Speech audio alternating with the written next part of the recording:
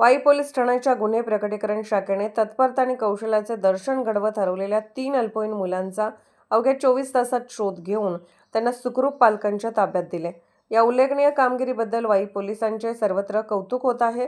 दिनांक 1 ऑगस्ट रोजी वाई पोलीस ठाण्यात 3 अल्पवयीन मुलांना पळवून नेल्या प्रकरणी गुन्हा क्रमांक 214/2026 अन्वये BNS कलम 137(2) अंतर्गत गुन्हा दाखल करण्यात आला होता। घटनेचे गांभीर्य लक्षात घेऊन पोलीस निरीक्षक प्रदीप सूर्यवंशी यांनी पोलीस अधीक्षक निखिल पिंगळे, अपर पोलीस अधीक्षक डॉ. वैशाली कडूकर तसेच उपविभागीय पोलीस अधिकारी सुनील साळुंखे यांच्या मार्गदर्शनाखाली तातडीने शोध मोहीम सुरू केली।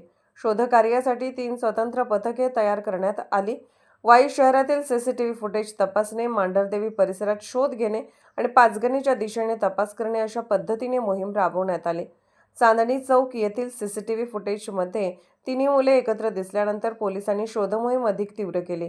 बोपर्डी, धावरी, लोहारे, सुलतानपूर आणि शेलारवाडी परिसरात नागरिकांच्या मदतीने शोध सुरू असताना ITI कॉलेज परिसरातील डोंगराकडे 3 मुले धावत जात असल्याची माहिती मिळाली। पोलिसांनी तात्काळ परिसराला वेढा घालून पाठलाग केला आणि डोंगराच्या पलीकडील रेणुसे वस्ती येथे तिन्ही मुलांना सुखरूप ताब्यात घेतले। तपासादरम्यान ही तिन्ही मुले एकमेकांचे मित्र असून सायकलवर फिरत फिरत घरापासून दूर गेल्याचे स्पष्ट झाले। त्यानंतर पोलिसांनी मुलांचे समुपदेशन करून त्यांना सुरक्षितपणे त्यांच्या पालकांच्या ताब्यात दिले।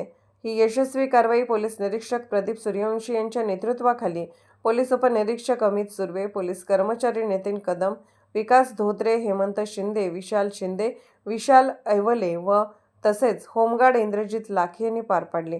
पोलिसांच्या तत्पर आणि संवेदनशील कामगिरीमुळे 3 कुटुंबांना मोठा दिलासा मिळाला असून वाई पोलिसांवर कौतुकाचा वर्षाव होत आहे। सातारा वाई प्रतिनिधी प्रवीण नवघरे।